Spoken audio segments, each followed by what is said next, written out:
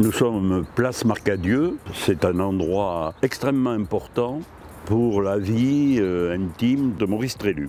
En effet, dès qu'il se marie, au mois de novembre 1910, Maurice Trélu quitte son habitation de la rue Thiers, dans le centre-ville, et vient s'installer au 17 place Marcadieu, dans sa belle famille. Ce sont des négociants en fer assez réputés. Il s'appelle Brunet. Le frère de Madame Trélu a épousé la nièce du maréchal Foch. Donc il va y avoir désormais entre les Brunet, les Trélu ainsi que la famille Foch des relations assez fréquentes, très cordiales. C'est la bonne bourgeoisie tarbaise, la maison est assez grande. Elle devait ressembler beaucoup à la maison voisine actuelle, dans un style donc bigourdant, avec 2 étages bien marqués et des combles. Au premier étage, il y a Madame Brunet, mère, qui est veuve désormais, avec l'une de ses filles célibataire, la tante Marie, les enfants l'appelleront ainsi. Et au second étage, alors, il y a Maurice Trélu, sa chère épouse Emma et leurs 4 enfants. Et là, c'est une vie familiale très étroite, plutôt joyeuse.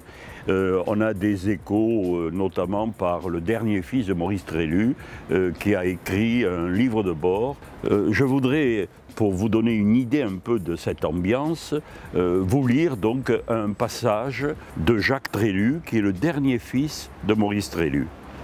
Nous habitions une grande maison qui appartenait à ma grand-mère maternelle et qui était située sur une place, la place Marcadieu. Ma grand-mère tenait au rez-de-chaussée un magasin de fer et métaux, magasin très haut et très profond dans sa seconde partie. Et il y avait un chariot à 4 roues sur des rails dont la longueur dépassait 50 mètres. Ce chariot était le train et durant des années, il a été le jeu et le support de nos ébats.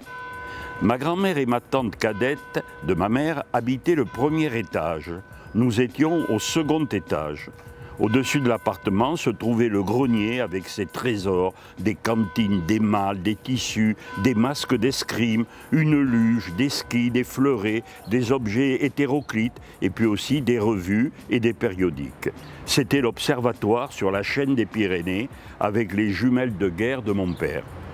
Sur la place, il y avait les marchés, les cirques en plein air auxquels nous participions de nos fenêtres.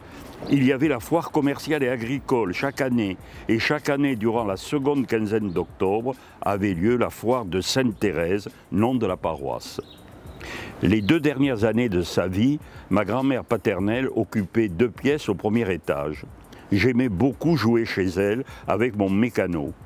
Elle était grande, droite, toujours habillée de noir. Elle recevait des dames chaque semaine pour jouer au bridge.